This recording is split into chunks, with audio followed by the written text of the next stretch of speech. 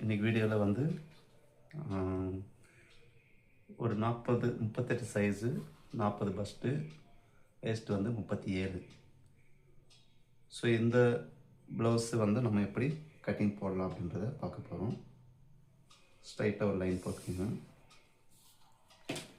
உயரம் வந்து 14 inch plus ஸ்டிச்சிங்காக 1/2 inch நம்ம எடுத்துக்கிறோம். ஸோ இந்த மாதிரி வந்து அளவுகள் வரும்போது நம்ம என்ன மாதிரி கட்டிங் போடலாம் அப்படின்றத இப்போ நம்ம பார்க்க போகிறோம். இது செஸ்ட் லைன், ஷோல்டர் லைன், ஓகேவா? ஃபுல் ஷோல்டர் வந்து 14 இன்ச்சு இருக்குது. 14 பாதி 7.25, சரிங்களா? 7.25 இன்ச்சு ஃபுல் ஷோல்டர் இருக்குது. 14 அதில் பாதி 7.25. பட் பேக் நெக் பார்த்தோம்னா அவங்க வந்து 9 இன்ச்சு கேட்டுக்கிறாங்க. So 9 inch 1/4 inch minus. So இந்த மாதிரி வரும்போது என்ன மாதிரி நம்ம கட்டிங்கை மேற்கொள்ளணும் அப்படின்றத இப்போ பார்க்க போகிறோம். ஜஸ்ட்டு இதுலேருந்து இப்போ எடுத்துக்கணும், சரிங்களா? இப்போது பேக் நெக் 9 அப்படின்னா 1 இன்ச்சுக்கு 1/4 இன்ச்சு கணக்கில் மைனஸ் பண்ணோம்னா நமக்கு 2.25 இன்ச்சு இங்கே மைனஸ் ஆகும். இல்லைன்னா ஸ்டாண்டர்டாக 2 இன்ச்சு எடுத்துக்கலாம், சரிங்களா? 7.25 2 இன்ச்சு போயிடுச்சுன்னா அப்போ மீதி வந்து நமக்கு இங்கே 5.25 இன்ச்சு இருக்கும். ஸோ இந்த 5.25க்கு நம்ம ஆம்கோல் ரவுண்டு செட் பண்ணணும். ஆம்கோல் ரவுண்டு எவ்வளோன்னு பார்த்தோம்னா 17 இன்ச்சு. அப்போ 17 டிவைட் பை 2 அப்படின்னும் போது நமக்கு இந்த இடத்துல என்ன ஆகுது, 8 இன்ச்சு வரணும். ஸோ இது வருவதற்கு சாத்தியம் அப்படின்னா பார்த்தோம்னா கண்டிப்பாக சாத்தியம் இல்லை. ஸோ அதனால் நான் என்ன பண்ணுறேன், இந்த ஃபுல் ஷோல்டர் அப்படியே ஓரம் கட்டிட்டு மார்பு சுற்றல் 38 டிவைடட் பை 6. 38 நம்ம 6ஆல் டிவைட் பண்ணும்போது 6.3, அதாவது 6.3 வருது. இதில் 1/2 இன்ச்சு மைனஸ் பண்ணிட்டோம்னா அப்போ 5.25 1 பாயிண்ட், சரிங்களா? ஸோ இந்த 5.25 1 பாயிண்ட்டுக்கு நான் வந்து இங்கே ஷோல்டருடைய அளவை நான் எடுத்துக்கிறேன். இதில் சின்ன ஷோல்டர் பேக்கில் வந்து 9 இன்ச்சு இருக்குது. 2.25 ப்ளஸ்ஸு 3/4 இன்ச்சு நான் கொடுத்து இதை எடுத்துக்கிறேன், ஓகேவா? அப்போ மீதி இங்கே வந்து நமக்கு 2.25 இன்ச்சு இருக்குது. இந்த 2.25 1/4 இன்ச்சு சேர்த்து இந்த இடத்துல 3 இன்ச்சை நாம் மார்க் பண்ணிக்கலாம். ஸோ இந்த மாதிரி ரொம்பவும் டென்ஷன் எடுத்துக்காமல் எளிமையான மெத்தடில் நம்ம ப்ளவுஸ் கட்டிங் எப்படி போடலாம் அப்படின்றத இப்போ இருக்கிற ஆன்லைன் கிளாஸ்கள் மூலமாக நம்ம நிறைய சொல்லி கொடுத்துட்டுருக்குறோம். விருப்பம் உள்ளவங்க இந்த ஆன்லைன் கிளாஸில் நீங்கள் டிஸ்பிளேல தெரிய நம்பருக்கு கால் பண்ணி ஜாயின் பண்ணிக்கலாம், சரிங்களா? அப்போ உங்களுக்கு தேவையானபடி நாங்கள் சொல்லிக் கொடுப்போம்.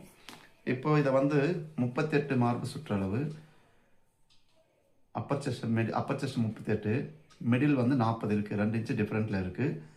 ஸோ இதுக்கு வந்து நம்ம என்ன பண்ணலாம் அப்படின்னு பார்த்தோம்னா சென்டர் கேப்பை கொடுக்கலாம்.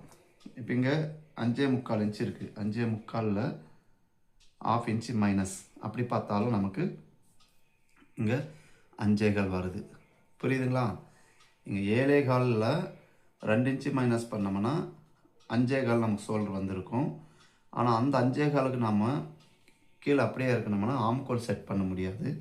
ஸோ இப்போ இந்த ஃபார்முலாவில் எடுத்து அதே 5.25 வர்ற மாதிரி இந்த இடத்துல நாம் பாயிண்ட் பண்ணுறோம். இதுதான் இதில் விசேஷம். ஸோ இந்த மாதிரி தெளிவான விளக்கங்களை நாம் வந்து ஒரு முறை 2 முறை யோசித்து இந்த வேலையை செய்யணும், சரியா? இப்போது மேலே 3 இன்ச்சு இருக்குது. அதே 3 இன்ச்சு இந்த இடத்துல நம்ம என்ன பண்ணலாம், மார்க் பண்ணிவிட்டு இப்போ இந்த லைனை வந்து நம்ம ஸ்ட்ரைட் பண்ணிக்கலாம். இப்போ மார்பு சுற்றளவு 38, 4ஆக டிவைட் பண்ணோம்னா 9.5, சரிங்களா? 9.5 வச்சுட்டு இப்போ ஆம்கோலுடைய ஹைட்டை 2ஆக பிரிங்க. 5.25 பாதி 2 ஒரு பாயிண்ட்டு 1/4 இன்ச்சு கீழே. இப்போ இங்கே எவ்வளோ இருக்குது, 2.25 1 பாயிண்ட் இருக்குது. அந்த 2.25 1 பாயிண்ட்டை வந்து இந்த இடத்துல மார்க் பண்ணிவிட்டு ஆம்கோல் நம்ம மார்க் பண்ணிக்கிறோம். ஸோ இதனுடைய கான்செப்ட் என்ன, ஏன் இப்போ இன்னும் சென்டர் கேப் ஃபார்முலா போடும்போது இங்கே 3/4 இன்ச்சு நம்ம ஸ்டாண்டர்டாக கொடுக்குறோம். அப்படி இல்லைன்னா இந்த ஆம்கோலுக்கு எவ்வளோ தேவைப்படுதோ அவ்வளோ எடுத்துக்கிறோம்.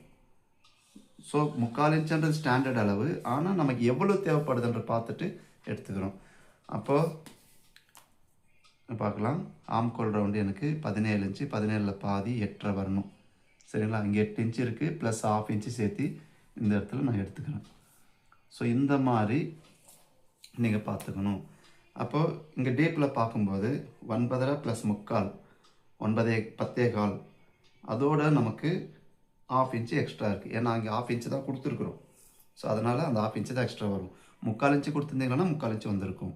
ஸோ அதை நீங்கள் கவனத்தில் வச்சுக்கணும். 38 / 4 9.5 + 1/2 இன்ச்சு. சரிங்களா? இப்போது மிடில் வந்து 40, மேலே ஸ்டிச்சிங் கழிச்சிட்டு 40 அப்படியே எடுத்துக்கலாம். ஸோ இங்கே வந்து நமக்கு 3.5 இன்ச்சு ஹைட் இருக்கணும். ஸோ அது 3.5 இன்ச்சு இருக்கான்றதை பார்த்துக்கலாம்.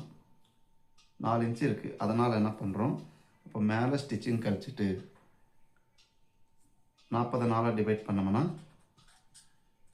10 + 1/2 இன்ச்சு கீழே எடுத்துக்கிறோம். ஸோ இந்த மாதிரி வந்து ரொம்ப நுணுக்கமாக, ரொம்ப எளிமையாக இந்த கட்டிங்கை நம்ம போட முடியும். அதுக்காக தான் இந்த கட்டிங்கை போடுறோம். இப்போ நெக்ஸ்ட்டு இடுப்பளவு பார்த்தோம்னா நமக்கு 37 இன்ச்சு இருக்குது. 37 4 டிவைட் பண்ணோம்னா 9.15 ப்ளஸ்ஸு மேலே 1/2 இன்ச்சு கொடுத்துருக்குறோம். அந்த 1/2 இன்ச்சு இங்கே எடுத்துக்கிறோம். இப்போ எக்ஸஸாக நமக்கு இங்கே எவ்வளோ இருக்குன்னு பார்த்துக்கலாம்னா 9.75 இன்ச்சு இருக்குது. சரிங்களா? ஸோ இந்த 9.75 அப்படியே இன்னொரு 1 இன்ச்சு எக்ஸ்ட்ரா கொடுத்தோம்னா 10 இன்ச்சாக மாறிடுது. 9.75 ப்ளஸ்ஸு 1 இன்ச்சு சேர்க்கும்போது நமக்கு 10.75 இன்ச்சு ஆகுது.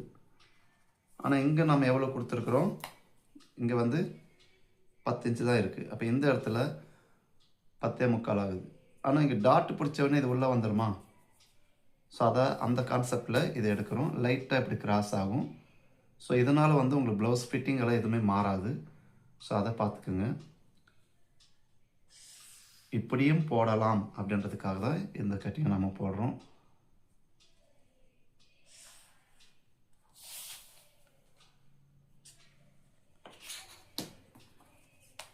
இப்போ இங்கே 10 இருக்குது, 10 இன்ச்சு வச்சுக்கிறோம். இந்த இடத்துல பார்த்தோம்னா 10.5 இன்ச்சு இருக்குது, இங்கே வந்து 10.75 இருக்குது. ஸோ இதனால் நமக்கு எந்த எஃபெக்டும் கிடையாது. இப்போ சென்டர் கேப் ஃபார்முலான்றதுனால இந்த இடத்துல என்ன பண்ணுறோம், இதை அப்படியே சென்டர் பண்ணிக்கிங்க. ஷோல்டர் சென்டர் பண்ணிவிட்டு இதிலேருந்து 4.25 1 பாயிண்ட்டு, அந்த 4.25 1 பாயிண்ட்டு இங்கே எடுத்துக்கலாம். ஸோ இது வந்து நமக்கு டாட்டுடைய இடம்.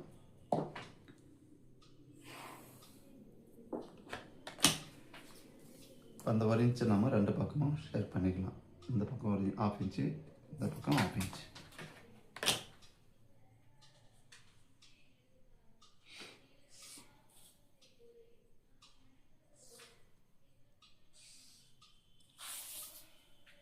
இப்போ இந்த கிராஸ் எப்பவும் போல இந்த கிராஸ் நம்ம ஏற்பட்டுரும். ஓகேவா?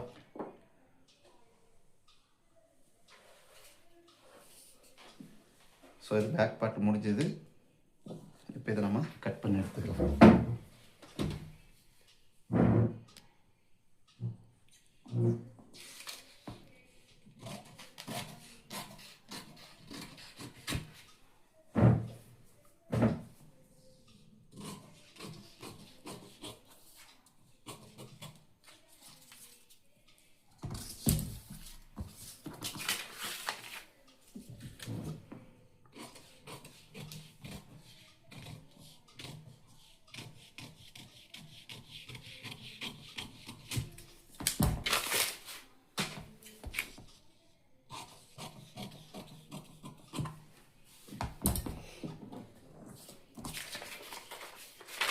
இப்போ இதை நம்ம சென்டர் கேப்பில் போட்டால் எப்படி போடலாம் அப்படின்றத இங்கே எடுத்தோம்.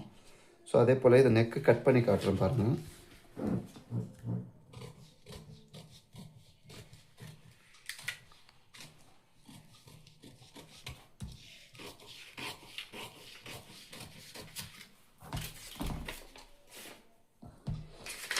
கட் பண்ணிவிட்டு இந்த டாட்டை நம்ம பிடிச்சோம்னா